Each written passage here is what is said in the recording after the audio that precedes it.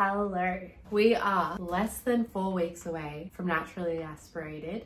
I think we leave in about 3 weeks. And I wanted to come on and reflect on my first video in this series. Originally, I wanted it to be a weekly update, weekly vlog kind of thing. And due to technical editing issues, that hasn't really happened.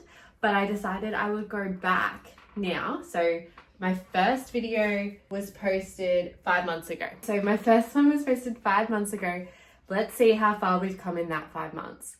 So 5 months ago would have been Jan. I think this was actually in December, end of December maybe, that I posted this. So I might add in little clips of it and just talk about each of the events and how I'm feeling going into this in 3 weeks. The first thing is my weight has stayed the pretty much exact same. So I'm waking up at 53 kilos every morning, kind of no matter what I eat, it's kind of happening. I have toned up a lot. I've gained a lot of muscle, but I feel way more strong and athletic than I did 5 months ago. But I just thought that's an interesting thing that it hasn't gone up or down. So I'm still going into the under 57s, so 4 kilos under the weight, which is good. I don't have to worry about a weight cut. I don't have to worry about a refeed. I don't have to worry about weigh-in. So let's just get into it. I have done, I think I'm up to 6 comps total, or maybe 6 comps since then. So I did a barbell only powerlifting, weightlifting comp, deadlift only comp. I did a strong woman domination in Queensland. I did Battle in the Bay. I did Hodeo. I've got Beauty and the Beast next weekend, and then I've got Natty. So that plus the 3 comps I did last year is 9 total. So in this half of my first strongman year. In the first video I posted, I kind of went through the events. So let's just start with that. I've never trained yoke. Never done a yoke. I did the empty yoke. As I said, I think it's about 70 to 75 years. And we weren't going for distance. It was just learning how to pick it up, how to walk with it. And I went back, I was like, oh my gosh, I'm tiny. You know, I see all these people do yoke and they've got such a build here, such a shelf that they just absorb the yoke. There's so much space between me and the yoke. What the heck? So yoke, I have now, PB for 10 meters is 130 kilos, and that was fine. I did then try the 150 and I got a couple of steps, maybe a meter before my brace. I just couldn't brace at that point and I dropped it. But then I did 3 pickups with it. So I'm really hoping that on the day with some, you know, adrenaline and just pure grit, I can get some. I would love 5 meters minimum on the yoke. The sandbag will be fine. I'm very comfortable with the 60 kilos now, which in the original video I said I have never carried that weight. So the 60 kilo sandbag, who's fell sandbag, up and back, that doesn't worry me. It's the yoke. So yeah, if I'm able to do the sandbag quite quick and then the yoke at least 5 meters, I would count that as like a huge win and something that 5 months ago I wouldn't have thought that I would get to. So that's first event. The next event I will talk about is the stones. I have also only done stones once. I did 1 stone over bar, which was a low bar. I think it was like only a meter high, maybe 1.2, but I doubt it. Low bar and very low stone, 30 kilo stone or something like that. And I hated it. I can confirm that stones are probably now one of my favorite events, which sounds crazy. I just found that when I tape up my arms and put the tacky on the tape instead of my skin, it makes it less painful and I'm able to focus on the strength aspect rather than just like my skin is ripping off. However, the tape does then rip off and I get that because I fake tan. That's my own problem. But taking the tape off is quite painful. I need to find a tape that's good. But I have now successfully lifted 3 different training sessions, 70 kilos over the bar. So to go from 30 kilos and hating it to now 70 kilos quite comfortably has me really excited. I am pushing for 80 and we'll just see what happens on the day. But 70, when I set the original goal for stones, I said 70 kilos and that felt so crazy far out of reach. But doing my other comps, one of my comps, I had to do 60 kilos over the bar for reps. and I got 3 reps at 60 kilos in a minute. Then at the next comp, I had to do 50 kilos over the bar for reps in a minute, and I got 8, I think, 8. Like, that is what has led up to like pushing for those reps and pushing for the 60 stone and then the 50, but drilling the reps of that, I think is what has gotten me from 0 to 70 real quick. The other events we've got a frame carry. Now this, I don't know how much I mentioned in there. So I have now done 120 kilos for the distance, and that felt fine. It felt heavy, but it felt fine. I, at the time, thought it was 135. I miscalculated and it was 120. So the fact is that I still have another 15 kilos to go is a little bit disheartening, but there's still 3 weeks, and I definitely think I've got it in me to hit comp weight and get a score on the board. I really don't think I'm going to zero that event. I just need to, just keep drilling it. I've done 2 sessions on frame still, and I think that's something I really should have been putting in. I was really heavily focused on farmers because one of my comp had quite heavy farmers. Both of my comps, actually, the 2 that I did, had quite heavy farmers, so I kind of focused on that, but it would have been good to chuck the frame on and get used to it a little bit more. I feel that that's something that, looking back, leaving it until a month out when I've never really trained frame before is a bit of a, what are you doing? But I'm determined that we'll get it. That will be fine. Then we have log.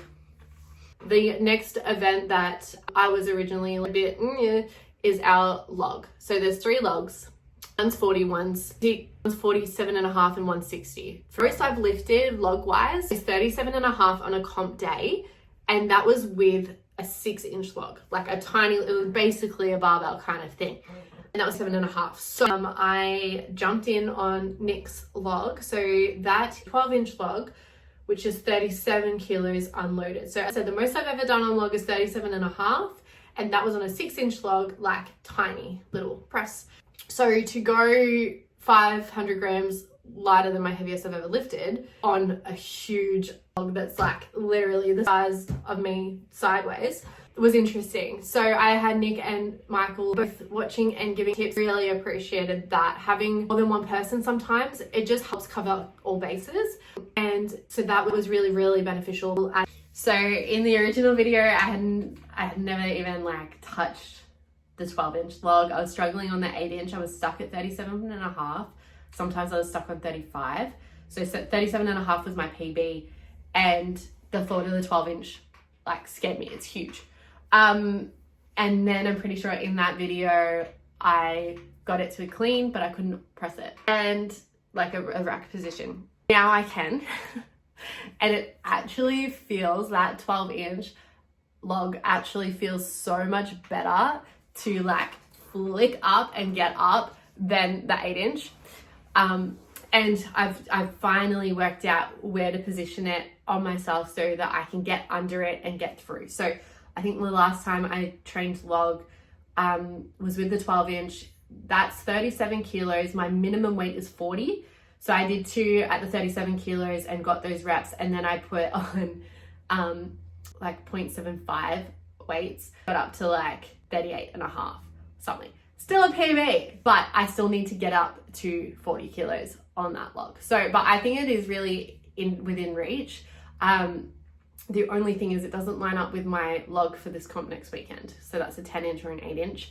So I'm trying to train 3 different logs at all my PBs. Like all of the weights for it is either 40, 45, or the 12-inch on 40. So it's like a lot, I think. But now that I've done a 50 kilo axle overhead, I'm like, you can do this. Like, you just have to keep going.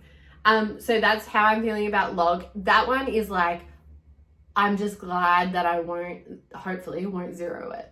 And then the last event is the ascending wagon wheel deadlift. It is a wagon wheel deadlift from memory. I have done 112.5 on a wagon wheel deadlift. It might have been at a higher like inch. It might be a little bit lower. But 112 and a varied to 120, 130, 140. So that was something as well that I immediately kind of got like, oh gosh, I was only deadlifting 50 kilos 6 months ago. So this is at 16 inches off the floor. So in the original video, I did show a clip of me doing 112.5. However, that was Static Monster's height, which is like 18 inches off the ground, and an axle bar. This is a Kragos, I think that's how you say it, bar. So like a really bendy barbell, right? And I'm hoping, like, I love my silver dollar deadlifts and I got 140 on that. I'm hoping that like when I have a bendy bar, I can do it. I can't actually remember what my max weight I've done at the 16 inches is. I will have to go and get the video and I'll put it in here. But my max at the moment at the 18 inches is 135. So if I can get the 120 and at least get a score on the board, that would be ace. But I am a little bit, deadlifts aren't my strong suit. Height deadlifts are easier for me because I can use my back more. But I just don't have that drive off the ground. My glutes and hamstrings just don't connect. I really do struggle with them. So that I think is why I'm a little bit nervous about that one. But overall, I think, honestly, like leading into this comp, like when I signed up for it, I thought I would zero some events. Like and I'm not afraid to zero some events. Let me just put that out there. I'm not afraid to zero some events. I had a comp that I did in Queensland. I zeroed one event, the overhead, which is crazy that I zeroed that because I would not zero that now. And at Hodeo, I did at the start of April, I had an event that it was a 70 kilo sandbag and I could not get it off the ground and I zeroed that. So I'm not afraid, and I didn't get my axle at Battle in the Bay. Didn't zero because it had a monster dumbbell side to it, but didn't get that rep. So yeah, I'm not afraid to miss reps. I'm not afraid to zero at comps. But if I can push myself to get a score on the board, that's all I care about. And honestly, the goal was never to place in the top 3 or go to Worlds or whatever, especially with the incredible lineup of athletes that is in this division. The goal was to, as I said in the first video, enjoy the process and the journey. And no matter what happens on the day, this process of this prep, of this comp has like enabled me to add in more comps and say yes to things like an interstate trip on 2 days notice that I normally wouldn't have said yes to, right? And then it's also gotten me to train so hard, so consistently, and go all in on all aspects of my health, training, and fitness. So if you are ever in the position where you're like, oh, that'd be cool to do, but it's like so far out of reach in terms of a comp or a goal or a weight you want to pull or whatever it is, like put the goal there.